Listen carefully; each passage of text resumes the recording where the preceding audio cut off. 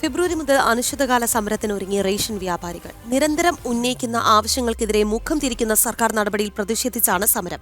ഫെബ്രുവരി 1 മുതൽ അനിശ്ചിതകാലത്തേക്ക് കടകൾ അടച്ചിട്ട് സമരം നടത്താനാണ് സംയുക്ത റേഷൻ വ്യാപാരി കൂട്ടായ്മയുടെ തീരുമാനം. വേതന പരിഷ്കരണം, ക്ഷേമനിധി പുനരുദ്ധാരണം, ആരോഗ്യ ഇൻഷുറൻസ്, KDPDS ഭേദഗതി തുടങ്ങി നിരവധി ആവശ്യങ്ങൾക്ക് അടിയന്തര നടപടി ഉണ്ടാകണമെന്നാവശ്യപ്പെട്ടാണ് റേഷൻ വ്യാപാരികൾ അനിശ്ചിതകാല സമരം പ്രഖ്യാപിച്ചിട്ടുള്ളത്. ജനുവരി ആദ്യം നടത്താനിരുന്ന സമരം ഭക്ഷ്യമന്ത്രിയുടെ ഉറപ്പിൽ മാറ്റിവെക്കുകയായിരുന്നു.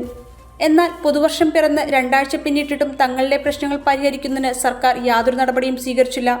ഈ സാഹചര്യത്തിലാണ് അനിശ്ചിതകാല സമരവുമായി മുന്നോട്ട് പോകുന്നതെന്ന് വ്യാപാരികൾ പറയുന്നു. 14,000 വ്യാപാരികൾ, അത്രത്തോളം വരുന്ന ജീവനക്കാർ, ഇവർ അവഗണനയുടെ പടുകുഴിയിലാണ്. സർക്കാരിൻ്റെ ഒരു ആനുകൂല്യങ്ങളും ഇല്ല. ഇനി അവസാനത്തെ കൈ എന്ന നിലക്കാണ് ഫെബ്രുവരി മുതൽ അനിശ്ചിതകാലമായി റേഷൻ കട അടച്ചിടാൻ പോകുക. ഒരു സംശയമില്ല. എന്ത് നഷ്ടപ്പെട്ടാലും ഒന്നും നഷ്ടപ്പെടാനില്ലാത്തവരാണ് ഞങ്ങൾ. അതുകൊണ്ട് പിന്നെ ഞങ്ങൾ പറയേണ്ട ആവശ്യമില്ല.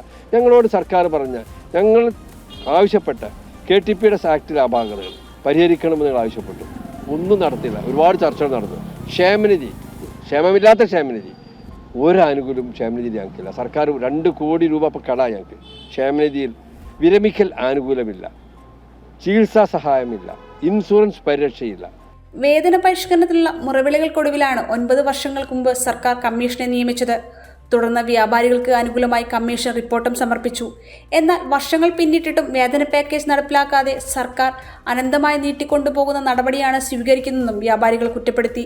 നിലവിലെ ശമ്പളം കൊണ്ട് ജീവിക്കാൻ കഴിയാതെ വന്നതോടെയാണ് കട അടച്ചുള്ള സമരം നടത്താൻ തീരുമാനിച്ചതെന്നാണ് വ്യാപാരികളുടെ പക്ഷം.